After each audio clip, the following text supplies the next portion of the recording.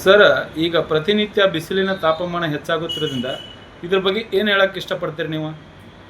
ಈಗಾಗಲೇ ನಾವು ಈ ಬಿಸಿಲಿನ ತಾಪದ ಬಗ್ಗೆ, ಬಿಸಿಲಿನ ಅಥವಾ ತಾಪ ಹೆಚ್ಚಾಗೋದ್ರಿಂದ ಈ ನಮ್ಮ ಜನರು ಈಗಾಗಲೇ ಒಂದು ವಯಸ್ಸಾದರು, ಉದ್ಯೋಗ ವೇತನದಿದ್ದವರು ಈಗಾಗಲೇ ಹೆಂಗೆ ಮೈಯಲ್ಲಿ ಕೆಲಸ ಮಾಡ್ಕೊಂಡು ಅವ್ರು ಹೊರಗೆ ಬರಬಾರ್ದು.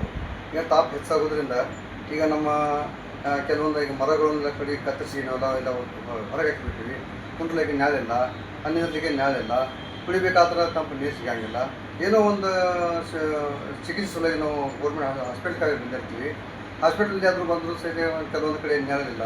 ಅದಕ್ಕೆ ಗೌರ್ಮೆಂಟ್ದವರು ಏನು ಮಾಡಬೇಕಂತ ಹೇಳ್ತಂದ್ರೆ ಒಂದು ಸರ್ಕಾರದ ಬಗ್ಗೆ ಒಂದು ಕ್ರಮ ತೊಗೊಂಡು ಅದಕ್ಕಾಗಿ ಒಂದು ಬಂದಂಥ ಒಂದು ಸಂತಿಗೆ ಒಂದು ಪೇಟೆಗೆ ಬಂದಂಥ ಒಂದು ವೃದ್ಧರಾಗಲಿ ಅಥವಾ ಒಂದು ಚಿಕಿತ್ಸೆ ಪಡೆಯುವಾಗ ಬಂದ ವೃದ್ಧರಾಗಲಿ ಇವರು ನಿಂದಿರುವಂಥ ಒಂದು ವ್ಯವಸ್ಥೆ ಏನು ಮಾಡಬೇಕಂದ್ರೆ ಬೀದಿಯಲ್ಲಿ ಒಂದು ಸ್ವಲ್ಪ ನೀರು ತಂಪಂತ ಇರುವಂಥ ಒಂದು ವ್ಯವಸ್ಥೆ ಮಾಡಬೇಕು.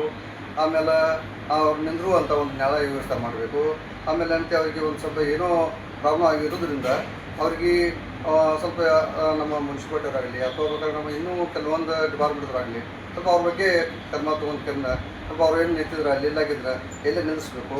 ಆದರೆ ಅಂಗಡಿ ಮುಂದೆ ನಿಂದ್ರು ಕೊಡೋಂಗಿಲ್ಲ. ಮಂದಿ ಇಲ್ಲಿ ನಮ್ಮ ವ್ಯಾಪಾರ ಬಂದಾಗಿಟ್ಟು ಹೊರಗೆ ನಿಂತಿರ್ತೀವಿ, ಹೊರಗೆ ಇರ್ತಾರೆ. ಅದಕ್ಕೆ ಇದ್ರ ಸಲುವಾಗಿ ಗೌರ್ಮೆಂಟ್ ಒಂದು ಸ್ವಲ್ಪ ಇದ್ರ ಸಲುವಾಗಿ ಒಂದು ಕ್ರಮ ತೊಗೊಂಡು ಕಾಳಜಿ ತೊಗೊಂಡು ಒಂದು ಕುಡಿ ನೀರಿನ ವ್ಯವಸ್ಥೆ ಮಾಡಬೇಕು. ಆದರೆ ಕಲ್ಲಂಗಡಿ ಅದು ಇಂಥ ಹಣ್ಣು ತಿನ್ನಬಾರ್ದು. ಯಾಕಂದ್ರೆ ಅವ್ರಿಗೆ ದಮ್ಮ ಇರ್ತೈತಿ, ಮತ್ತು ಅದು ಕಟ್ಟಾಗಿ ಬಿಡ್ತೈತಿ. ಅದರಿಂದ ಒಂದು ಸಮಸ್ಯೆ ಆಗೋದ್ರಿಂದ ಮತ್ತು ನಾವು ಹಾಸ್ಪಿಟ್ಲ್ಗೆ ಹೋಗೋದು ಹೆಚ್ಚಾಗಿರ್ತಿ. ಆ ಹಾಸ್ಪಿಟ್ಲ್ಗೆ ಹೋಗೋ ಸಲುವಾಗಿ ಅಂತ ನಾವು ಅದು ಮಾಡಬೇಕು ಅಂತಂದ್ರೆ ನಾವು ಯಾವುದೋ ಒಂದು ಕಲ್ಲಂಗಡಿ ಆಗಲಿ, ಒಂದು ಕೋಲ್ಡ್ ಇದು ಒಂದು ಏನೋ ಸಿಗ್ತಿರ್ತಾವೆ, ಒಂದು ಮಾಜಾ ಆಗಲಿ, ಒಂದು ಸ್ಪ್ರೈಟ್ ಆಗಲಿ, ಇಂಥ ಯಾವುವು ನಮ್ಮ ವಯಸ್ಸಾದವ್ರು ಕುಡಿಬಾರ್ದು. ಅದರಿಂದ ಕೆಲವೊಂದು ಸಂಭವಗಳನ್ನು ಬರ್ತಾವೆ.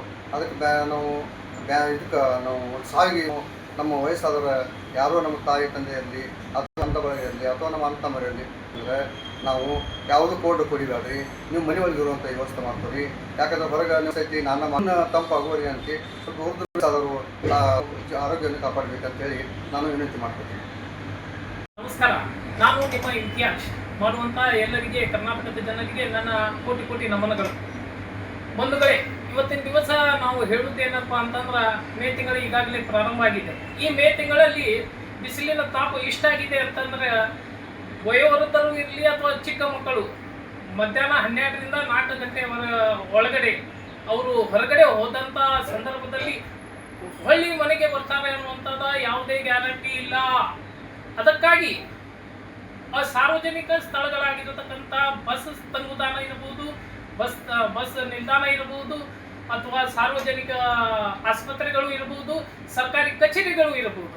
ಇಲ್ಲಿ ಸರ್ಕಾರ ಏನು ಮಾಡಬೇಕು ಅಂತಂದ್ರೆ, ಏನು ಸಾರ್ವಜನಿಕರ ಕೆಲಸದ ಸಲುವಾಗಿ ಬಂದಿರ್ತಾರ ಅವರಿಗೆ ಮೊದಲು ಕುಂಡ್ರಲಿಕ್ಕೆ ಒಂದು ಆಸನದ ವ್ಯವಸ್ಥೆ, ಆಮೇಲೆ ನೆರಳಿನ ವ್ಯವಸ್ಥೆ ಹಾಗೂ ತಂಪು ಪಾನೀಯ ವ್ಯವಸ್ಥೆಯನ್ನ ಅಥವಾ ನೀರಿನ ವ್ಯವಸ್ಥೆ ಸರ್ಕಾರ ಸಾರ್ವಜನಿಕರಿಗೆ ಮಾಡಿದ್ದಾದ್ರೆ ತುಂಬಾ ಒಳ್ಳೆಯದಾಗ್ತದೆ ಅಂತ ಹೇಳಿ ನನ್ನ ಅಭಿಪ್ರಾಯ ಇದೆ.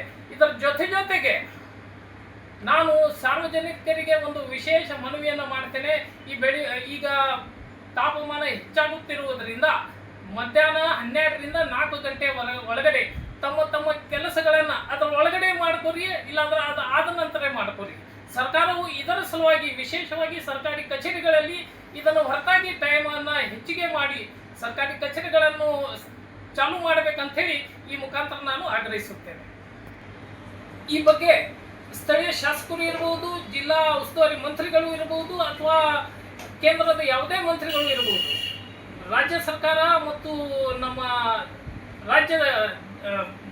ರಾಜ್ಯ ಸರ್ಕಾರ ಇದರ ಬಗ್ಗೆ ಕಾಳಜಿಯನ್ನು ವಹಿಸಿ ಸಾರ್ವಜನಿಕರಿಗೆ ಅನುಕೂಲ ಮಾಡಿಕೊಡಬೇಕೆಂದು ಈ ಮುಖಾಂತರ ನಾನು ಆಗ್ರಹಿಸುತ್ತೇನೆ.